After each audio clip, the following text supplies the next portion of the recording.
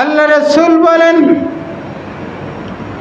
পবিত্র মাহে রমাদানের পর থেকে নিয়ে আমার আল্লাহ রাব্বুল আলামিন 3টা মাসকে সব থেকে সম্মানিত ঘোষণা করেছে। সুবহানাল্লাহ।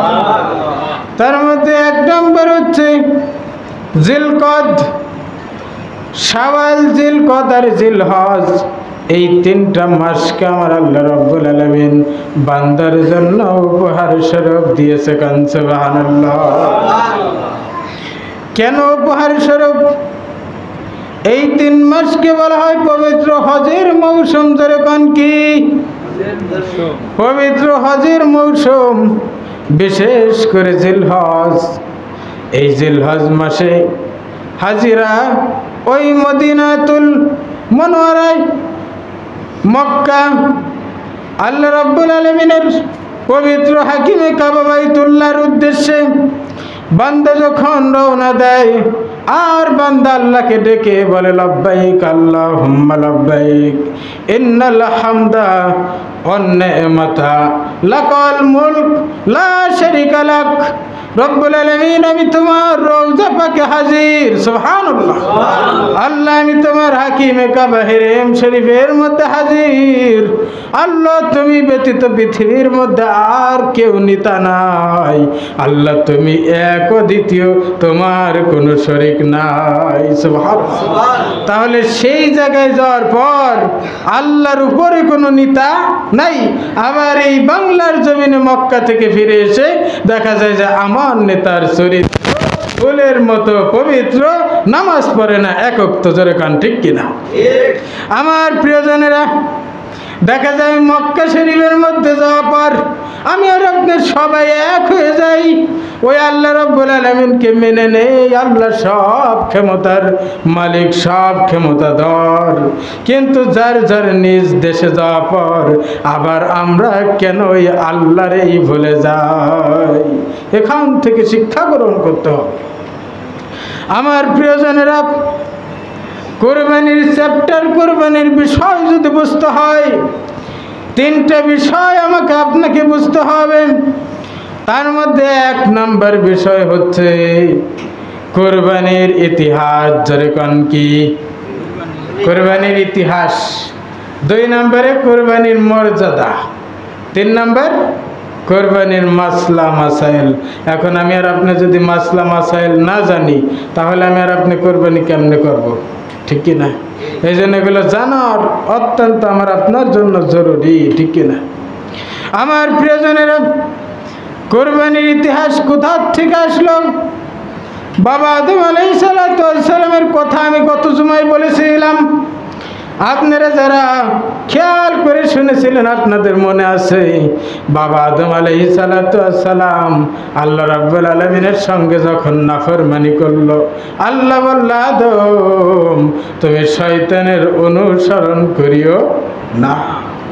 আদম যখন শয়তান অনুসরণ করলো, হাওয়া যখন ওই গন্ধম ফল খাইল, খাওয়ার পর আদমের গালের মধ্যে যখন অন্য অন্য সকল জান্নাতি ফলের সঙ্গে মিলাইয়া হাওয়া যখন ওই গন্ধমটা আদমের গালের মধ্যে ঢুকাইয়া দিল, হঠাৎ করে তার ধ্যান ভেঙে গেল।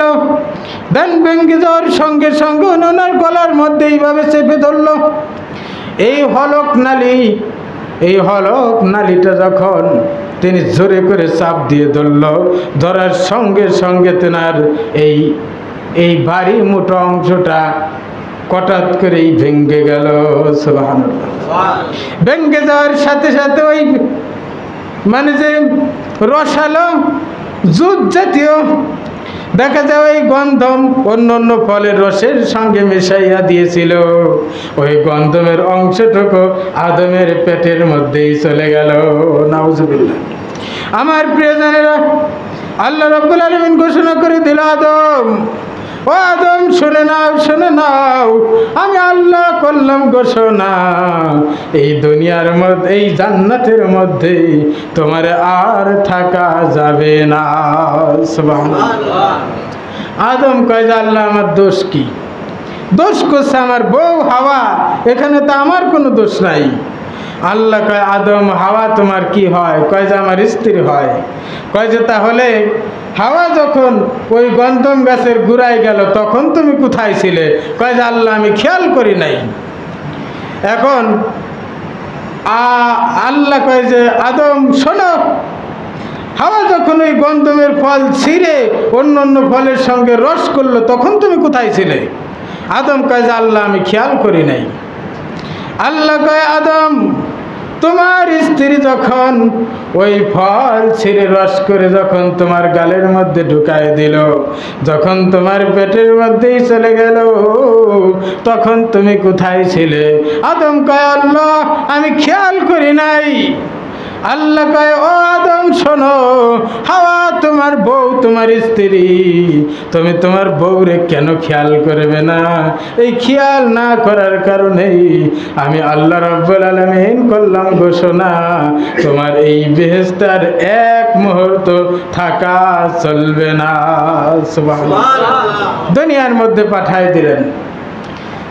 এখন দুনিয়ার মধ্যে ওনারে ফেলাই দিলেন শ্রীলঙ্কা। আমি মূল ইতিহাস বলতেছি না, এখান থেকে আমি শিক্ষা গ্রহণ করাবো, কারণ কুরবানির ইতিহাসটা আনবো। আমার প্রিয়জনেরা, হযরত আদম আলাইহিস সালাম যখন শ্রীলঙ্কায়, হাওয়া আলাইহিস সালাম জেদ্দায় 350 বছর কানতে কানতে দৌড়াইতে দৌড়াইতে দুজনের সঙ্গে আবার দেখা হয়ে গেল। হায় রে কান্না! আল্লাহ বলে, আদম শোনো, এখানে দুজন এক জায়গায় এই খোলা ময়দানের মধ্যে দাঁড়ানো জায়েজ নাই, তোমরা চলে যাও, একটু আড়াল হও। দুজন আড়াল হয়ে গেল। আমার প্রিয়জনেরা, এভাবে সন্তান গ্রহণ, সন্তান জন্ম নিল। আল্লাহ রাব্বুল আলামিন আদম আলাইহিস সালামকে 20 জোড়া সন্তান দান করেছিলেন। কোন সুবহানাল্লাহ। এই 20 জোড়া সন্তানের মধ্যে প্রথমে 2টা করে, প্রথমে 2টা সন্তান আল্লাহ পৃথিবীতে ভূমিষ্ঠ করাইলেন। তার মধ্যে একজনের ছেলের নাম হচ্ছে কাবিল আর মেয়ের নাম হচ্ছে একলিমা। একটু খেয়াল করে শুনবেন। তৎকালীন যুগের নিয়ম ছিল, শরিয়াত অনুযায়ী বিয়ের নিয়ম ছিল, ওই আগে যেই 2টা সন্তান জন্মগ্রহণ করবে ওই 2টা ছেলে আর মেয়ের সঙ্গে বিবাহ হারাম ছিল। পরে যেই 2টা সন্তান জন্ম নেবে ওই আগের ছেলের সঙ্গে পরের মেয়ের বিবাহ জায়েজ ছিল। সুবহানাল্লাহ। আমার প্রিয়জনেরা, দিলের কান লাগায় শোনো। দেখা যায় কাবিল কয়, আল্লাহ, ও বাবা আদম, আমি তো প্রথমে জন্ম নিয়েছি, আমার সঙ্গে যেই বোনটা জন্মগ্রহণ করেছে আমার তার খুব ভালো লাগে, পছন্দ হয়, আমি ওই একলিমার এই বিয়ে করব। নাউজুবিল্লাহ। আদম কয় যে হবে না, এটা হারাম। এক পর্যায়ে কে শোনে কার কথা? বলে যে আব্বা তাহলে লটারি করেন। হাবিল পরবর্তীতে হাবিল আর তার আরেকটা বোন জন্ম নিয়েছিল। ওই হাবিলের সঙ্গে বিয়ে জায়েজ ছিল আকলিমার, কিন্তু কাবিলের সঙ্গে তো জায়েজ ছিল না। কিন্তু কাবিল বলতেছে, আব্বাজান আপনি তো চলে যাবেন হজে, তবে আপনি লটারি করেন, দেখি কার ভাগ্যে একলিমারে পড়ে। এখন আদম কয় যে ঠিক আছে, তাহলে লটারি হয়ে যাক। তৎকালীন যুগে কুরবানির নিয়ম ছিল কিরকম, ওই মানে যে পশু জবাই করার পর একটা পাহাড়ের চূড়ায় নিয়ে রেখে আসা লাগতো। কোরআনের মধ্যে আছে, আমি মূল আয়াত তেলাওয়াত করতে পারতেছি না, সময় সংক্ষিপ্ত। আমার একেবারে পরিপূর্ণ কথাগুলো আপনাদেরকে বুঝাইতে হবে, একটু খেয়াল করে শুনবেন। আমার প্রিয়জনেরা, হযরত আদম আলাইহিস সালাম হজে চলে গেলেন মক্কা মদিনার উদ্দেশ্যে। ওই দিক দিয়ে ওই হাবিলের কাবিল দুজন লটারি করার জন্য গরু কোরবানি, ওই উট দুম্বা কোরবানি করে ওনারা গলা কেটে পাহাড়ের উপরেই রেখে আসলো, পাহাড়ের পাদদেশে রেখে আসার পর এখন হাবিল আর কাবিল চিন্তা করে আল্লাহ জানে কার কোরবানি জানি কবুল হয় আর কার জানি না হয়। আর কাবিল চিন্তা করতেছে আমারটা যদি কবুল না হয় তাহলে যে পরবর্তীতে কি হবে রে হাবিল, সেটা তো তুই ভালো করেই জানিস। দেখা যায় আল্লাহর এমন কাম, হাবিলেরটা কবুল হয়ে গেল, কাবিলেরটা কবুল হয়নি, কারণ জায়েজ নাই। আমার প্রিয়জনেরা, ওই তৎকালীন যুগে কোরবানির নিয়ম ছিল যারটা কবুল হয়ে যাবে আল্লাহর নুরানি তাজাল্লিতে, ওই পশুটা আল্লাহর নুরানি তাজাল্লিতে পুরে যাইত। কান সুবহানাল্লাহ। আমার প্রিয়জনেরা, হাবিলের কোরবানি কবুল হয়ে গেল, কাবিলেরটা কবুল হলো না। পাশেই দেখে একটা কাক আর একটা কাককে গলার মধ্যে কামড় দিয়ে দুনিয়ার থেকে কতল করে দিল। কাবিল দাঁড়ায় দাঁড়ায় দেখতেছে ঘটনাটা কি। আবার এই মরুভূমির মধ্যে ওই কাক পাখিটা পাও দিয়ে হেসড়ায়া গর্ত করে, দেখা যায় মুখ দিয়ে ঠোঁট দিয়ে ওই পাখিটার পাখনার মধ্যে ধরে কেমনি করে জানি আবার একেবারে পুঁতে ফেললো। এই দৃশ্য কাবিল দেখাবার চিন্তা করে, একটা কাক যদি তার ভালোবাসার মানুষ হোক আর তার শত্রু হোক, তাকে মারার পর যদি পুঁতে রাখতে পারি, তাহলে আমি কেন আমার ভাইকে আমি মেরে ওই আকলি মারা আমি পাইতে পারি না। আমার প্রিয়জনেরা, এক পর্যায়ে কাবিল হাবিল হত্যাই করে ফেলল। হত্যার মতো জঘন্যতম কাজ করে শয়তানের অনুসরণ করে সে চলে গেল সেই মন্দিরে, মা কালীর বাড়ি, ঠিক না? আপনার ইতিহাস জানেন, আমি ওই দিকে যাব না। হযরত আদম আলাইহিস সালাতু ওয়াস সালাম হজ শেষ করে যখন বাড়িতে আসলেন, বাড়িতে এসে দেখে তার দ্বিতীয় জন্মের পরে যেই সন্তান জন্ম নিয়েছিল সেই হাবিলকে কাবিল হত্যা করে ফেলেছে। এই যে কোরবানির ইতিহাস শুরু হয়ে গেল। এভাবে নূহ আলাইহিস সালাম কোরবানি করেছিল। হযরত ঈসা আলাইহিস সালাম, মুসা আলাইহিস সালাতু ওয়াস সালাম এইভাবে 1,24,000 2,24,000 নবী রাসূল কোরবানি করেছেন। তবে সব থেকে মূল বড় কথা হচ্ছে কোরবানির ইতিহাস হচ্ছে মিল্লাত আবিকুম ইব্রাহিম হুয়া সাম্মাকুমুল মুসলিমিন। সুবহানাল্লাহ। আল্লাহ রাব্বুল আলামিন বলেন, কোরবানি হচ্ছে তোমার জাতির পিতা ইব্রাহিম ও খলিলুল্লাহর মিল্লাত আদর্শ। সুবহানাল্লাহ। ওয়া হুয়া সাম্মাকুমুল মুসলিমিন। সুবহানাল্লাহ। আর তিনিই তোমাদের নাম দিয়েছেন মুসলমান। সুবহানাল্লাহ। আমার প্রিয়জনেরা, সব শেষ করে বাবা আদম থেকে নিয়ে সব নবী শেষ হওয়ার পর কোরবানি করতে করতে করতে করতে ইব্রাহিম বরাবর হযরত ইব্রাহিম ও খলিলুল্লাহ তিনি রাত্রিবেলায় যখন ঘুমায় আসে, তিনি স্বপ্নে দেখতেছেন তেনার আদরের কলিজার টুকরা সন্তানকে তিনি কোরবানি করে। সুবহানাল্লাহ।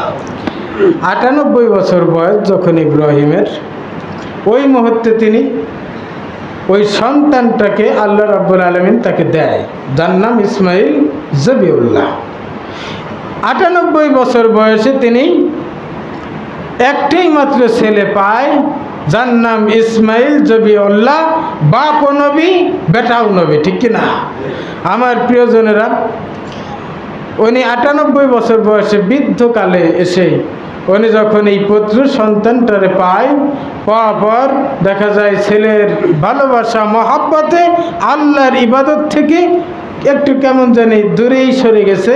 আল্লাহর এগুলো ভালো লাগে না। এক পর্যায়ে তার ওই বনবাসে দিয়ে আসলেন কোথায়? মক্কায়। আপনার ইতিহাস জানেন, আমি ফুল ইতিহাস বলবো না, আমি মূল আলোচনা করতেছি।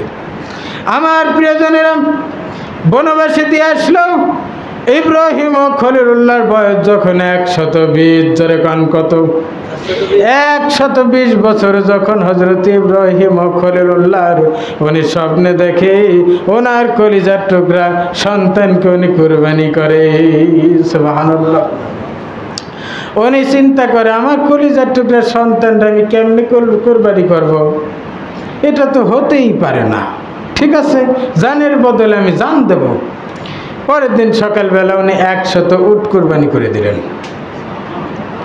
দেখা যায় তারপরে রাত্রে আবার একই স্বপ্ন, তোমার মহব্বতের আদরের সন্তান ইসমাইলকে তুমি কুরবানি করো। পরের দিন 100 দুম্বা কুরবানি করে দিলেন। সুবহানাল্লাহ। দেখা যায় তারপরের রাত্রেও একই স্বপ্ন, আবার তিনি 100 খাসি কুরবানি করে দিলেন। সুবহানাল্লাহ। আমার প্রিয়জনেরা, দেখা যায় এইভাবে করতে করতে তারপরেও স্বপ্নে দেখে কে যেন ডাক দিয়ে কয়, ইব্রাহিম, তোমার কলিজার টুকরা সন্তান, তোমার সব থেকে ভালোবাসার বস্তু যেটা, সেটাকে তুমি কুরবানি করো। সুবহানাল্লাহ।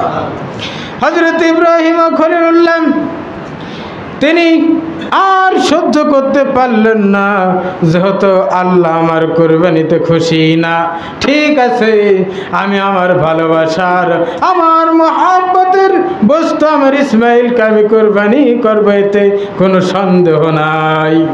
হযরত ইব্রাহিম ও খলিলুল্লাহ তিনি যখন ওই ছেলের আনার জন্য যেখানে বনবাসে দিয়ে এসেছিল, ওই উদ্দেশ্যেই তিনি রওনা দিলেন।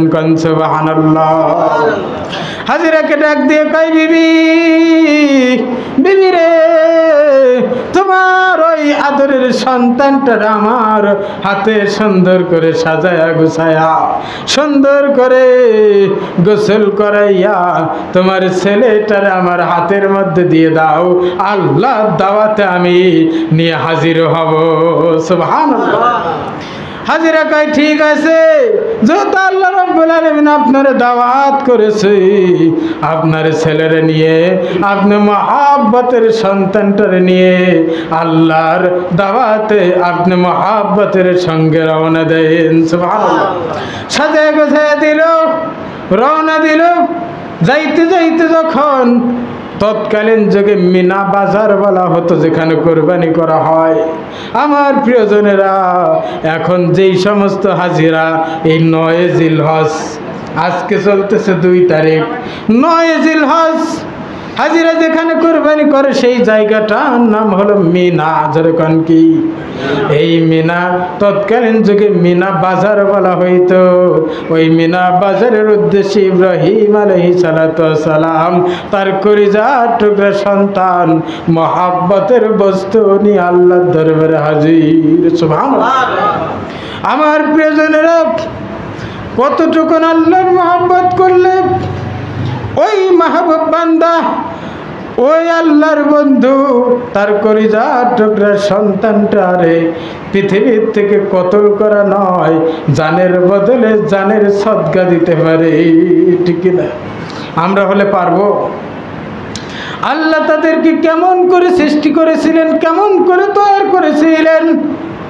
আমার প্রিয়জনেরা, ইব্রাহিম আলাইহিস সালাম যখন ওই মিনা বাজারের বরাবর চলে গেল, শয়তান এসে বলে, ইসমাইল, ইসমাইল রে, তোমার বাবা আর কিছুক্ষণ পরেই তোমার এই কল্লা দ্বিখণ্ডিত করে দেবে।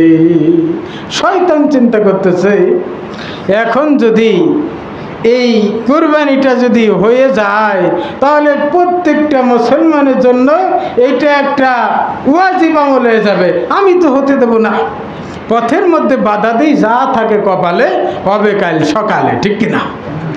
ইসমাইলকে আমার পাকা ইমান, আমার ইমানের মধ্যে কোনো ঘাটতি নাই। আমার আব্বা যদি আমার শুধু দুনিয়ার থেকে বিদায় নয়, আব্বা আমার যা কিছু বলবে আমি ইসমাইল মাথা পেতে নেব। আমার প্রিয়জনেরা, যখন ওই মিনার মধ্যে নিয়ে ইসমাইলকে যখন শোয়াইলেন, বলে যে বাবা আমার আপনি কেন শোয়ান? ইব্রাহিম বলে বাবা আমি না বলে পারতেছি না। বাবা মনে করিস না, ইব্রাহিম হলো তোমার নিষ্ঠুর বাবা। তোমার নিষ্ঠুর বাবা নয়, আল্লাহর হুকুম মাথায় নিয়ে, আল্লাহর হুকুমকে মাথায় নিয়ে তোমার বাবা তোমারে কোরবানির উদ্দেশ্যে রওনা দিয়েছে বাবা মিনা বাজারে। বাবা চিন্তার কোনো কারণ নাই, দেখা হবে ইয়াউমাল কিয়ামতের ময়দানে। সুবহানাল্লাহ। আমার প্রিয়জনেরা, হযরত ইব্রাহিম ও খলিলুল্লাহ ছেলের শোয়াইয়া, ছেলে চোখের পানি ছেড়ে কান্দার বলে বাবা আমি ইসমাইল তোমার ছেলে হয়ে বলি, সন্তান যদি বাবার দিকে নজর দেয় ওই বাবার কিন্তু কষ্ট লাগে। আবার বাবা হয়ে সন্তান যখন, ওই বাবা হয়ে সন্তানকে যখন বাবা গলার মধ্যেই ছুরি চালায় ওই বাবার বড় কষ্ট হয়। বাবা আপনি আমার চোখের মধ্যে একটু মানে যে আমার চোখটা সুন্দর করে বেঁধে নেন, আমার হাতের মধ্যে রশি দিয়ে বাঁধেন, আমার পায়ের মধ্যে সুন্দর করে বাঁধেন, যেন আপনার মায়া না লাগে। সুবহানাল্লাহ। আমার প্রিয়জনেরা, ইব্রাহিম আলাইহিস সালাম যখন চক্ষুটাই বেঁধে নিলেন, বেঁধে নেওয়ার পর গলার মধ্যে যখন ছুরি চালানো শুরু করে দিছে, বিসমিল্লাহ আল্লাহু আকবার বলে যখন ছুরি চালানো শুরু করেছে, এমন সময় দেখা যায় ইসমাইলের গলার মধ্য থেকে একটা পশম কাটে নাই। এইভাবে দুইবার যখন চালায় কাটে না, রাগ করে ছুরিটা দূরে ছুঁড়ে মেরে দিছে। ভালো করে তাকায় দেখে আস্তে একটা পাথর কেটে দ্বিখণ্ডিত হয়ে গেছে। সুবহানাল্লাহ। আমার প্রিয়জনেরা, হযরত ইব্রাহিম ও খলিলুল্লাহ আবার রাগ করে ওই ছুরিটা তুলে নিয়ে এসে যখন ইব্রাহিম আলাইহিস সালামের গলার মধ্যে ছুরি চালাবে, এমন সময় আল্লাহ কয় জিবরাইল জিবরাইল তাড়াতাড়ি যাও, তাড়াতাড়ি যাও, তাড়াতাড়ি যাও, আমার ইসমাইলের গলা কাটা তো দূরের কথা, একটা পশমও যেন না পড়ে, একটা পশমও যেন না কাটে, টান দিয়ে আমার ইসমাইল হরাইয়া সেই জায়গায় একটা জান্নাতি পশু দয় দেবা শোয়াইয়া। সুবহানাল্লাহ।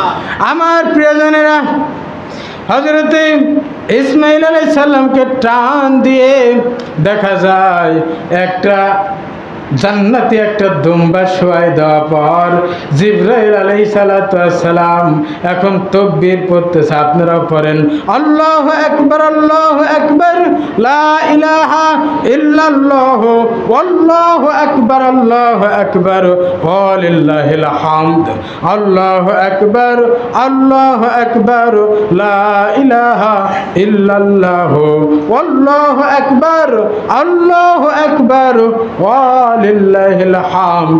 তাকবীর পড়তেছে। এবার ইব্রাহিম কয় জিবরাইল আপনি আবার তাকবীর পড়েন কেন?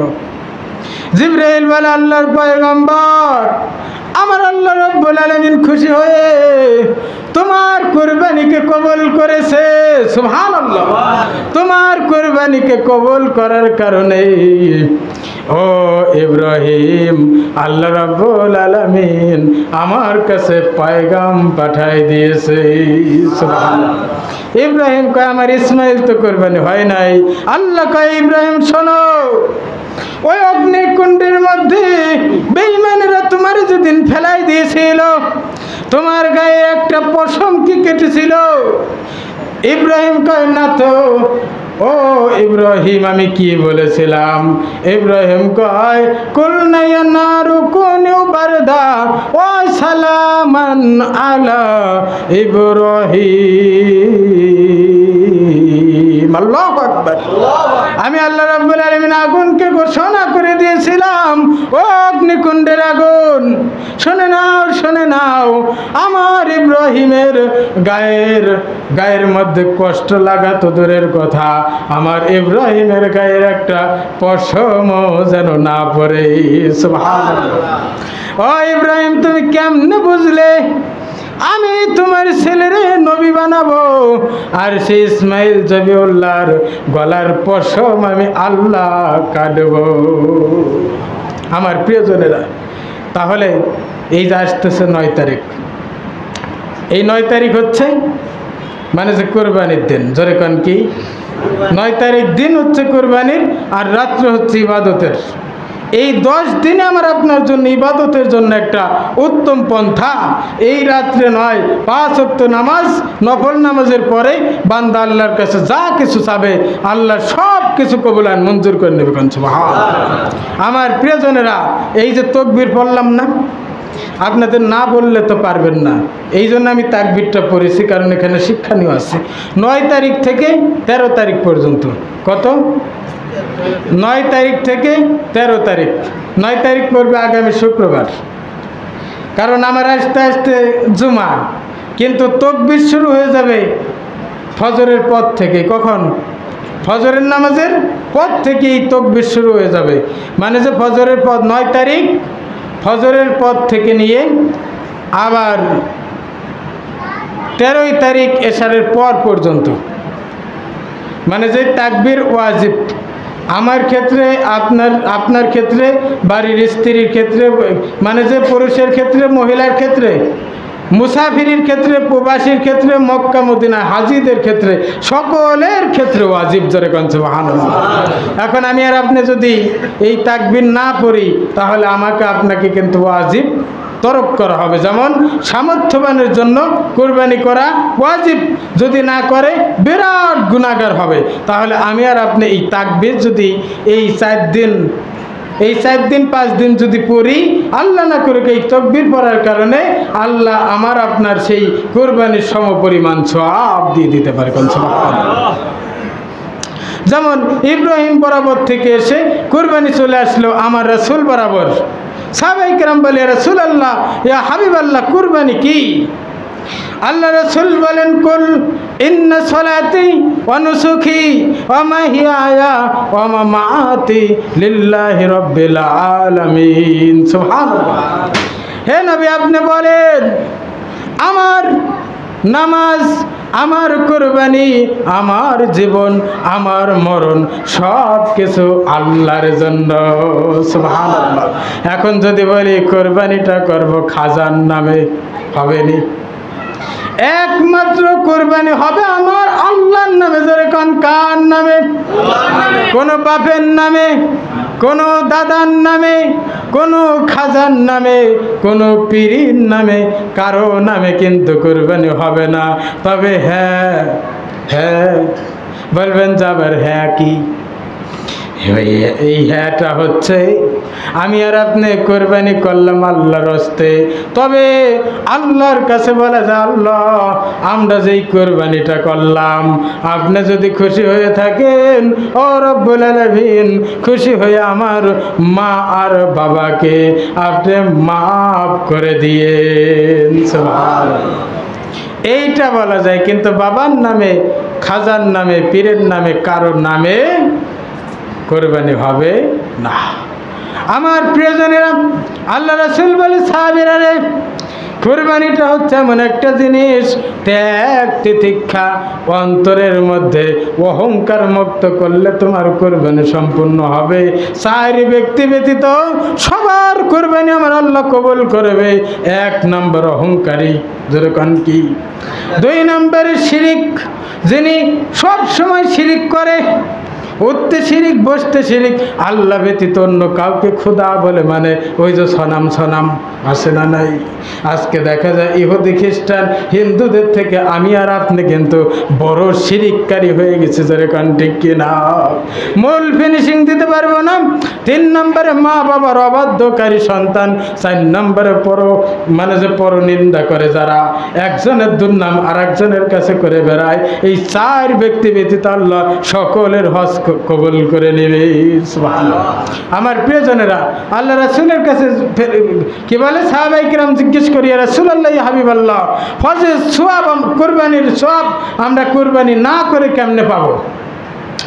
আল্লাহ রাসূল বলেন, সাহাবীরা শোনো, তোমরা যদি সামর্থ্য হও তাহলে তোমাদের জন্য কুরবানি ওয়াজিব, আর যদি তোমাদের দেওয়ার মতো সামর্থ্য না থাকে তবে শুনে নাও, এই জিলহজ মাসের 1 তারিখ থেকে নিয়ে 10 তারিখ পর্যন্ত হাতের চারা, দাড়ি, মুছ, আরও যত অবাঞ্ছিত লোম আছে, এই সমস্ত 1 তারিখের আগেই যদি পরিষ্কার করে রাখতে পারো, এই 10 দিন যদি মানে যে বেলেট অথবা অন্য কোনো বস্তু দিয়ে রেত দিয়ে যদি তুমি তোমার পশমকে মানে যে না ছোঁয়াও, আল্লাহ দেখা যায় এই 10 দিন তোমাকে বেলেট হাতে না নেওয়ার কারণে আল্লাহ রাব্বুল আলামিন ওই কুরবানিকারীদের সঙ্গে তোমার কুরবানির সমপরিমাণ সওয়াব দিয়ে দেবে। সুবহানাল্লাহ। এই জন্য অপূর্ব সুযোগ ছিল, কিন্তু গত জুমায় এগুলো বলার দরকার ছিল, সুযোগ হয় নাই। এই জন্য যতটুকু সুযোগ আছে আমি আর আপনি তাকবীর পড়ব 9 তারিখ থেকে। রাজি আছি ইনশাআল্লাহ? আরো জোরে বলি, রাজি আছি ইনশাআল্লাহ?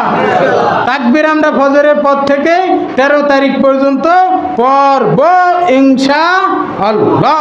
আর কুরবানি আমরা যে কয়জনই করি না কেন সামর্থ্য অনুযায়ী করব। কার নামে? আরো জোরে বলি, কার নামে? কারো অন্য কোনো ধ্বনি হবে না, একমাত্র ধ্বনি হবে আল্লাহু আকবার। সুবহানাল্লাহ।